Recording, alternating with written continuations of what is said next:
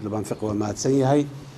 sida uu fiqidii sheegaba kulanka maanta kulan bilow ah ayuu ahaa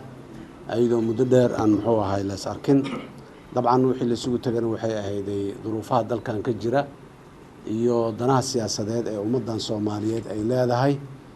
in la hagaajiyo masaalixda dalkana la toosiyo talana muxuu ahay lagu toosiyo tala lagu wada lahaado madaxweynuhu waa soo dhaweeyay gurigiisa lagu qaabilay guud ahaan qodobadii aan soo qaadnay sida la sheegay bilow ay ahayday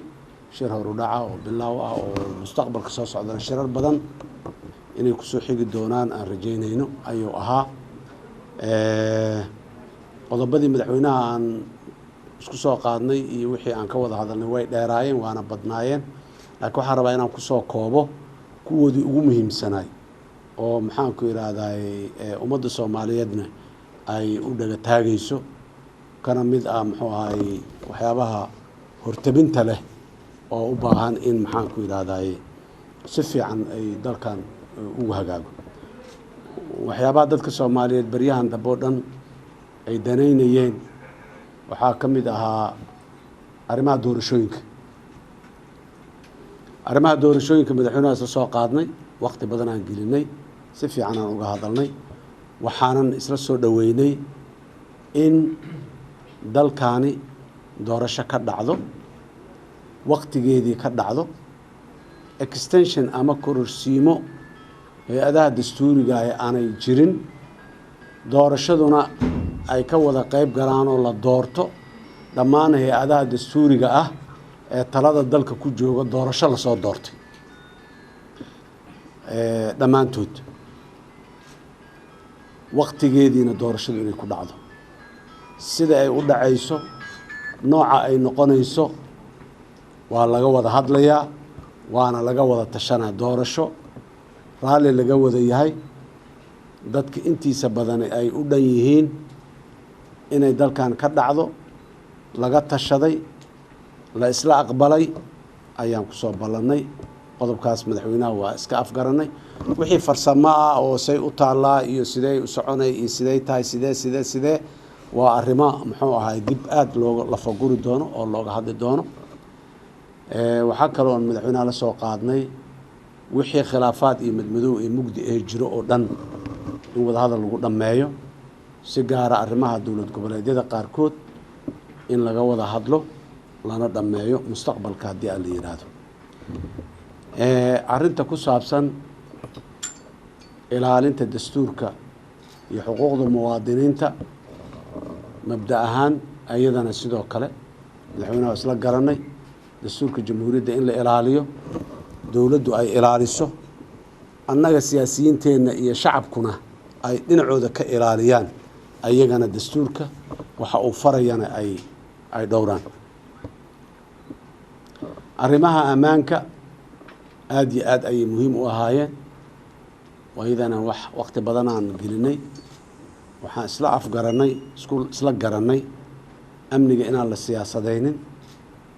ciidamada amniga iyo hay-adaha amniguna ay siyaasadeysmin siyaasadda ay ka madax bannaanaadaan siyaasad aan loo isticmaalin siyaasiyiintuna haddii khalad farsamo meel uu ka dhaco aanay siyaasadaynin oo aan haddii askari qaldamo iyo qof qaldanta ay jirtahay oo qalad samayso amniga ka shaqeeyahay aanan la siyaasadaynin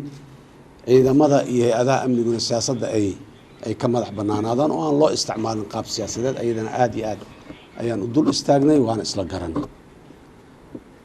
waxaa kale oo madaxweynaha aan ka hadalnay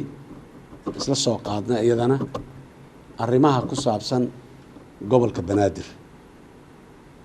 banaadir iyo dadka ku nool in duruufahooda dowladdu ay wax ka beddesho la hagaajiyo la qurxiyo maxaan ku yidhahdaa aadna looga wada hadlo sida ay muxuu ay ku fuli karaan dadka gobolkan degan xuquuqdooda ka muwaadiniin ahaan xaqooda matalaadda siyaasadda dhammaan madaxweynuhu inuu raalli ka yaho ogolyahu noo sheegay annaguna waa soo qaadnay wixii farsamo ah iyo sida ay wax u dhacayaan iyo sida ay ku suurtogelayso iyo waqtiyada ay boos suurtagalka ay waxaasoo dhan kala dhici karaan intaba waa arrimo farsamo oo mustaqbalka iyo shirarka dambe iyo kooxo farsamooyin ah ay ka shaqayn doonaan ayadana guud ahaan waxaan isla garanay isku soo raacnay dalkan inuu dagaal ku jiro niman cadow oo shabaab la yiraahdo ummadana ay dib ku hayaan in loo midoobo la dagaalanka al-shabaab dowlad iyo shacab iyo xisbiyo iyo siyaasiyiin iyo dhammaan isku dhinacyadoo saf lagu jiro isku dhinac in looga soo jeesto la dagaalanka al-shabaab cadow waaye cid gaar oo cadow u yahay ma jirto shabaab dadka Soomaaliyeed dhammo cadow u yahay wax kasta oo shabaab jiritaankiisa iyo joogistiisa iyo hawlihiisa fududeynayo magac u yeelayo kor u qaadayo amaanayo dacaayad iyo propaganda u sameeynayo waa cadow ayaguna marka shabaab in laga wada shaqeeyo dalka sidii looga xoray lahayna waa isla soo qaadnay dadka Soomaaliyeed oo dhan arrintaas inay istaagaan guud ahaan jawiga ay wada hadalkaas ku dhacay waa fiicnaay waxaan isleeyahayna mustaqbalka wada hadallada dambe oo soo socdane waa ka sii fiicnaan doonaan inta maanta ay ahayd bilaab oo ahaa wixii farsamo aan dad farsamo ka shaqeeyo oo xil saarana loo magacaabi doonaa wixii mabaadi iyo siyaasad in laga heshiiyo ay tahayna si siyaasadaysan oo aan dalkan dantiisa ay ku jirto oo aan qof gaar iyo koox gaar loogu danaynaynin ayaa ayadana looga hadlayaa maantana looga soo hadlay guud ahaan waxaan rabaa inaan intaas ku soo koobo jawigu waa hagaagsanaa dib ma jirin rajaan qabnaa mustaqbalkana insha Allah tacaala wada hadalladuna halkaas ka sii socon doonaan waa mahadsantihiin